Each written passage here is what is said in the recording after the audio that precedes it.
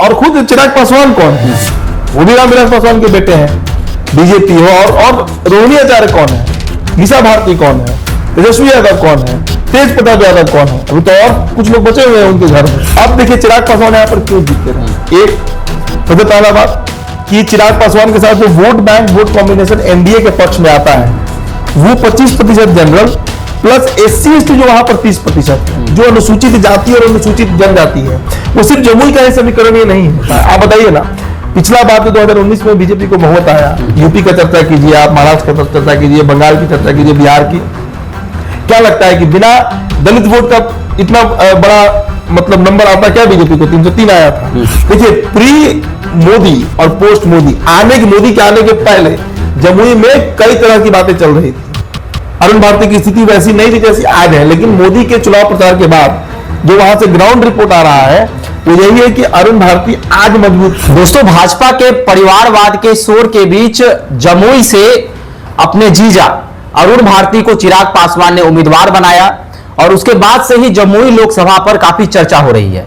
विपक्ष लगातार आरोप पर आरोप लगा रहा है कि जमुई सीट पर अपने परिवार के लोगों को चिराग पासवान ने उतारा। जो भाजपा कहीं ना कहीं परिवारवाद का शोर कर रही थी, उस सीट पर अरुण भारती को उतार दिया गया। तेजस्वी यादव शनिवार को पहुंचे हुए थे जमुई, तो वहां पर वो ये भी कह रहे थे कि यहां पर तो मेहमान आए हैं, पैराशूट कैंडिडेट है, तमाम तरह की चीज है। तो जमुई लोकसभा पर बात करने के लिए हमारे साथ मेरे सहयोगी उदित तायन मौजूद हैं। जमुई लोकसभा पिछले दिन शनिवार को तेजस्वी यादव भी पहुंचे हुए थे, खूब सारा आरोप लगाए हैं, खूब बातें कहे अरुण भारती के लिए। मोदी जी भी पहुंचे हुए थे। क्या लग रहा है अभी मौजूदा समय में जमुई लोकसभा किस ओर जा रहा है? जमुई लोकसभा पर लोगों की क्या राय है? क्या कुछ हो सकता है? क्या एनडीए खाते में जा सकता है या महागठबंधन की जो अर्चना रविदास हैं उनका पलड़ा भारी है? देखिए दो प्रमुख आरोप जो है वो विपक्ष की तरफ से अरुण भारती पर लगाया जा रहा है। जब से अरुण भारती का नाम सामने आया है दो मुद्दों पर चर्चा हो रही है। पहला परिवारवाद और दूसरा बाहरी का मुद्दा जो है कि लोकल प्रत्याशी होना चाहिए। अर्चना रविदास लोकल है, लेकिन जो दूसरा मुद्दा है कि वहां का लोकल होना चाहिए, स्थानीय होना चाहिए, बाहरी नहीं होना चाहिए। तो आप हमको बताइए कि गोपालगंज के रहने वाले लालू प्रसाद यादव की जो बेटी है मीसा भारती, वो पाटलिपुत्र क्यों लड़ती है? उनका पाटलिपुत्र से क्या कनेक्शन है? रोहिणी आचार्य का सारण से क्या कनेक्शन है? लालू प्रसाद यादव सारण से MP हो चुके हैं, सारण से क्या कनेक्शन था उनका? बीजेपी के ही मिथिलेश तिवारी जो है वो बक्सर चुनाव लड़ रहे हैं, गोपालगंज के रहने वाले हैं। इसके पहले अश्विनी चौबे भागलपुर के थे, हुआ के बक्सर चुनाव लड़ रहे हैं। तो ये मुद्दा बहुत रेलेवेंट नहीं है आज के समय में, क्योंकि प्रत्याशी भाई बिहार का ही है ना, बिहार का ही है। और कोई निर्दलीय, देखिए ये नियम उसके लिए लागू होता है जो निर्दलीय होता है कि वो मान लीजिए कोई बक्सर का व्यक्ति है, निर्दलीय लड़ रहा है, आनंद मिश्रा लड़ रहे हैं, तो वो वहां के लोकल है इसलिए निर्दलीय लड़ रहे हैं। अगर आनंद मिश्रा जाकर अभी भागलपुर से लड़ने लगे तब ये सवाल होगा कि भाई आप बक्सर से हैं, किसी पार्टी से भी नहीं है, क्यों यहां लड़ रहे हैं? अब आते हैं परिवारवाद के मुद्दे पर। परिवारवाद का मुद्दा ये बताइए कि देश में कहां नहीं है? बीजेपी में नहीं है क्या परिवारवाद? बीजेपी में रविशंकर प्रसाद कौन है? रविशंकर प्रसाद किसके बेटे हैं जो पटना साहिब से सांसद है? अभी 6 उदाहरण है बिहार में जिससे 6 सांसद है। सुशील सिंह कौन है औरंगाबाद वाले? किसके बेटे हैं? ये पता लगा लीजिए। कांग्रेस में तो गिनना ही नहीं, राहुल गांधी कौन है? तो और खुद चिराग पासवान कौन है? वो भी रामविलास पासवान के बेटे हैं, बीजेपी हो। और रोहिणी आचार्य कौन है? मीसा भारती कौन है? तेजस्वी यादव कौन है? तेज प्रताप यादव कौन है? अभी तो और कुछ लोग बचे हुए हैं उनके घर में। समाजवादी तो कह रहे थे कि 6 टिकट 6 उनको जो बच्चे हैं उनको दे दिया जाएगा। देखिए परिवारवाद का मुद्दा हो या लोकलाइट का मुद्दा हो, ये बहुत अब रेलेवेंट नहीं है। और खासकर आपने जो पूछा कि आज के डेट में क्या समीकरण है, प्रधानमंत्री मोदी का वहां पर अभी 4 दिन पहले सभा हुआ था। उसके पहले तक स्थितियां चिराग पासवान के पक्ष में नहीं थी। हमने इस पर भी वीडियो किया था बिल्कुल कि बड़ा तबका जो है वो कह रहा है कि पैराशूट कैंडिडेट है, ये है वो है। लेकिन आज स्थितियां बदल गई हैं, बदली है स्थितियां नरेंद्र मोदी के रैली के बाद। और वही गुनागणित नवादा में भी देखने को मिल रहा है, जहां विवेक ठाकुर को भी लेकर यही मुद्दा था। परिवारवाद का मुद्दा था कि सीपी ठाकुर के बेटे हैं, और लोकलाइट का मुद्दा था कि यहाँ के लोकल नहीं। सेम यही मुद्दा वहां पर भी था। अब दोनों जगह पर पीएम मोदी के रैली के बाद स्थितियां बदली हैं।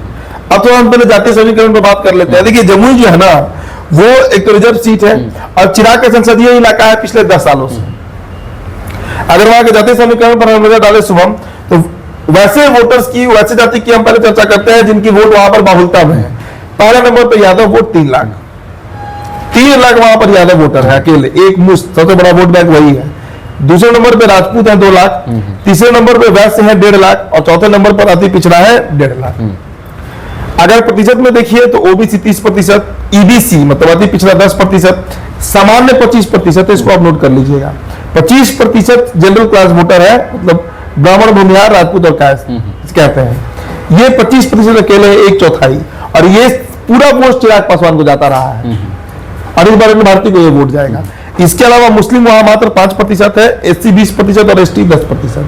तो अगर हम राजद के वोट बैंक के दृष्टिकोण से समझे तो 35% एक मुश्त वोट राजद का है वहां पर, जिसमें आपको 35% कहना गलत होगा।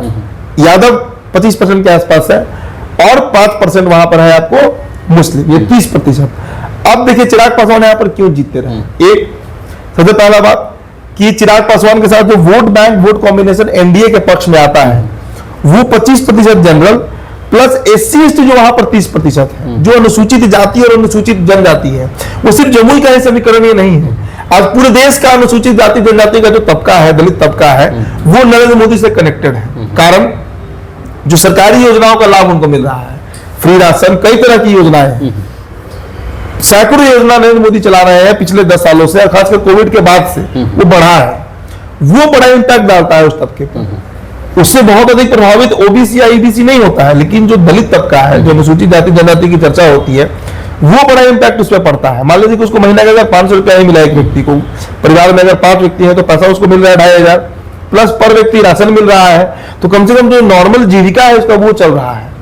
और ये बड़ा उनके जीवन के व्यापन के लिए बड़ा एक कारगर, एक ऐसा मुद्दा है जिसके चलते नरेंद्र मोदी से वो तबका कनेक्ट होता है। आप बताइए ना, पिछला बात 2019 में बीजेपी को महोत आया, यूपी का चर्चा कीजिए, आप महाराष्ट्र का चर्चा कीजिए, बंगाल की चर्चा कीजिए, बिहार की, क्या लगता है कि बिना दलित वोट का इतना बड़ा मतलब नंबर आता क्या बीजेपी को? 303 आया था। वो क्लास वहां पर जमुई में बीजेपी के साथ है। और जहां तक अरुण भारती की चर्चा है या अर्चना रविदास, देखिए अर्चना रविदास भी काफी पढ़ी लिखी है, जमुई की ही बेटी है, जमुई की लोकल है, जमुई की रहने वाली है और बड़ा एग्रेसिव प्रचार कर रही है। उनको भी आप अंडरमाइन नहीं कर सकते, उनको आप कम नहीं आ सकते। उनके हस्बैंड जो है, पति जो है मुकेश यादव, आरजेडी से विधायकी का चुनाव भी लड़ चुके हैं और जमुई में उनका एक इम्पैक्ट भी है, खासकर जो झाझा का इलाका हुआ, इस इलाके में चूंकि यादव है भी, तो यादव वोट बैंक पर भी उनका अच्छा खासा पकड़ माना जाता है। तो कुल मिला जुलाकर अभी तक का जो समीकरण है, देखिए प्री मोदी और पोस्ट मोदी, मोदी के आने के पहले जमुई में कई तरह की बातें चल रही थी। अरुण भारती की स्थिति वैसी नहीं थी जैसी आज है, लेकिन मोदी के चुनाव प्रचार के बाद जो वहां से ग्राउंड रिपोर्ट आ रहा है वो यही है कि अरुण भारती आज मजबूत स्थिति में है। और देखिए एक बात समझिए, प्रधानमंत्री का जो चुनाव होता है ना, जो पीएम का चुनाव होता है, लोकसभा का चुनाव होता है, उसमें जनता स्थानीय मुद्दों से ज्यादा दिल्ली की गद्दी पर कौन बैठेगा उस पर वोट पड़ता है। और दिल्ली की गद्दी पर विपक्ष की तरफ से कोई चेहरा नहीं है, इसका जो बड़ा ड्रॉबैक है, क्योंकि चेहरा कौन है? मल्लिकार्जुन खड़गे का नाम लिया था लोगों को, गायब हो गए, तो कौन बनेगा? राहुल गांधी को बनना नहीं है, वो हमेशा मना करते हैं। तो आखिर विपक्ष की तरफ से who is the PM face, कौन है पीएम प्रधानमंत्री का चेहरा?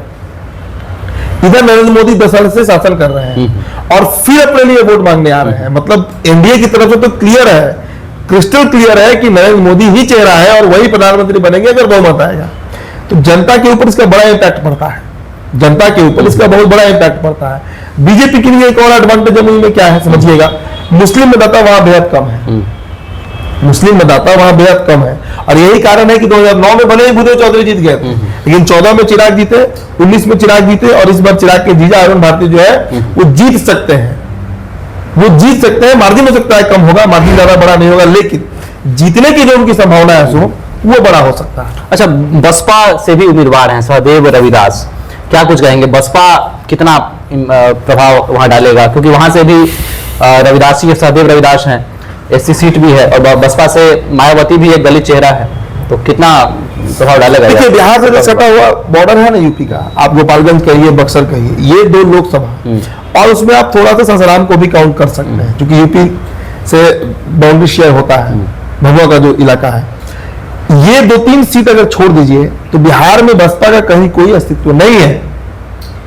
अब वैसे तो आरजेडी ही जाकर यूपी में कई सीटों पर चुनाव लड़ती है, नीतीश कुमार की पार्टी जाकर यूपी में कई सीटों पर चुनाव लड़ती है, चिराग पासवान की पार्टी जाकर एमपी में कई सीटों पर चुनाव लड़ती है, लेकिन वहां पर इन पार्टियों का वजूद नहीं है। वहां का जो स्थानीय जो क्षेत्रीय बल है वही हावी रहता है।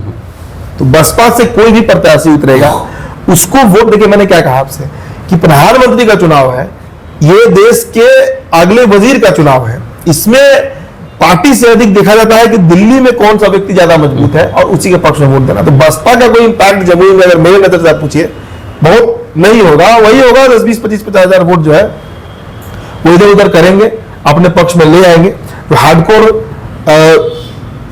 मतलब मायावती के लोग होंगे या फिर जो दलित सेना टाइप का जो एक संस्था चलता है जो उसमें वही लोग देगा वोट। वैसे और तो बड़ी बात की वो रिजर्व सीट है, वहां से ऑलरेडी 2 अनुसूचित जाति के लोग ही लड़ रहे हैं, चाहे वो अर्चना रविदास हो या अरुण भारती हो, तो उसमें से सिलेक्शन करना है। और अरुण भारती लंदन से पढ़ के आए हैं, अपना व्यवसाय है उनका, उन्होंने अपना व्यवसाय बंद भी किया पिछले साल चुनाव राजनीति में आने के लिए। उनकी माँ जो है कुमारी ज्योति, वो कांग्रेस से एमएलसी रही है, बिहार सरकार की मंत्री रही है, सांसद रही है, एक बड़ा राजनीतिक पृष्ठभूमि रहा है उनका।